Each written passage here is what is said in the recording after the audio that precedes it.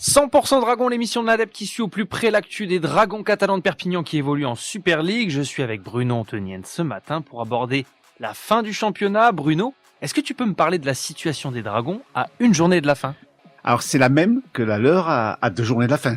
C'est-à-dire qu'ils doivent remporter le match. Ce match, c'est quoi ? C'est samedi, 16h, à LFC. Le dernier de la compétition, puisque au bénéfice du goal average, ils sont passés derrière Londres. Mais dans le même temps, vendredi, ils vont devoir croiser les doigts. Ils seront des spectateurs très attentifs de Hull KR Leeds et de Leigh St Helens. Voilà, il faut pas que Leeds gagne à Hull et il faut pas que Leigh batte St Helens, sachant que KR et St Helens ont besoin de gagner ces matchs-là aussi. Donc franchement, c'est réalisable, c'est possible que ces deux équipes-là ne prennent pas les points. Alors l'avantage pour les Dragons, c'est que ces matchs-là ont lieu vendredi. Donc samedi, ils sauront au moment de pénétrer sur la pelouse de Hull s'ils ont ce besoin et cette obligation de gagner pour se qualifier. Alors les Dragons ont gagné samedi sans briller, on peut même dire que c'était poussif face à Londres. Ouais, poussif, c'est catastrophique de voir le niveau de cette équipe-là qui était quasiment au complet. Il manquait que 3 joueurs, donc il y a zéro excuse. Il y avait presque 9000 personnes encore qui sont venues pour cette rencontre qui est pas une grosse affiche. Londres, le promu, qui était dernier au moment du coup d'envoi. Les Dragons étaient sérieusement renforcés. On attendait beaucoup plus de cette équipe. Mais les Dragons étaient menés à la mi-temps 6-0, 8-0. Heureusement qu'à l'heure de jeu, ils ont réussi à marquer leurs 2 essais salvateurs. Mais voilà, alors c'est poussif, c'est pauvre, c'est stérile.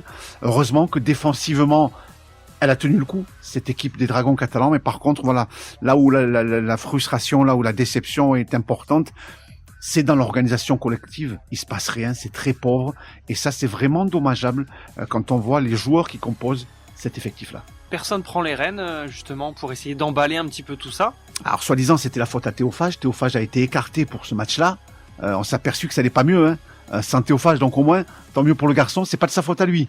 Alors est-ce que ça vient du plan de jeu qui est proposé par Steve McNamara, et est-ce que ce plan de jeu est fait pour les joueurs-là ? Moi, j'ai l'impression que ces garçons-là n'adhèrent pas à ce qui est proposé, que ce soit Théo, César Rouget, Jordan Abdoul, Sam Tompkins. Ce sont des électrons libres qui essayent de sauver un petit peu, mais voilà, dans un collectif, ça s'imbrique pas tout ça. Donc il y avait urgence à revoir ce plan de jeu. Ça n'a pas été fait. C'est pour ça que voilà, tout l'été, on s'est vraiment ennuyé à voir les Dragons.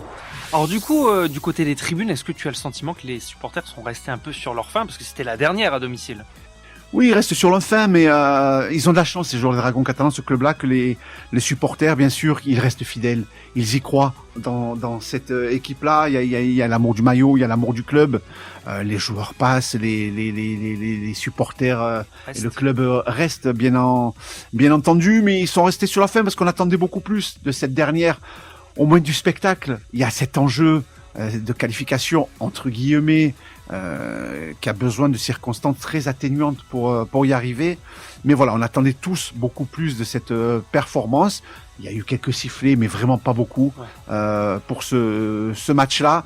Et bien entendu que la performance a terni la sortie de ces 8 garçons, puisqu'ils sont 8 quand même, les partants, même s'il n'y en a que 4 qui ont joué. Alors du coup, tu le disais, les Dragons partent en direction de Hull pour affronter Hull FC. Si la qualification a lieu à l'issue du match, est-ce que c'est important d'avoir la manière plutôt que vraiment le résultat pur ? Oui, c'est la manière qui est importante parce que si vous allez en play-off, votre dernier match sera le match référent. Oui. Si c'est encore poussif à Hull qui vient d'en prendre 50 à la maison contre Huddersfield, en play-off, il faudra aller à Warrington de toute façon. Si les Dragons sont 6e, ils iront chez le 3e. Donc c'est à Warrington qu'il faudra aller ferrailler. Si vous n'êtes pas capable de faire quelque chose à LFC, autant ne pas y aller. Ouais. Clairement. Il y a toujours l'espoir, il y a toujours l'ambition. Tant qu'il y a de la survie, tant qu'on est en vie, on se dit on peut aller au bout. Mais normalement, Mickey McIlroy va rentrer dans ses effectifs. Elle sera quasiment complète. L'équipe des Dragons, oui, elle peut repartir, pas d'une feuille blanche, mais sur de belles bases. C'est sûr que s'il y a performance samedi, ça pourra nourrir une réelle ambition avant de préparer le play-off s'il a lieu. Mais voilà, donc l'important est là, gagner bien entendu, mais surtout avec la manière. Parce que si c'est encore poussif, il y aura pas photo pour le play-off. Retrouvez cette émission et toutes nos productions sur Radio Indep et en podcast sur l'indépendant.fr, nos réseaux sociaux et votre plateforme de streaming favorite.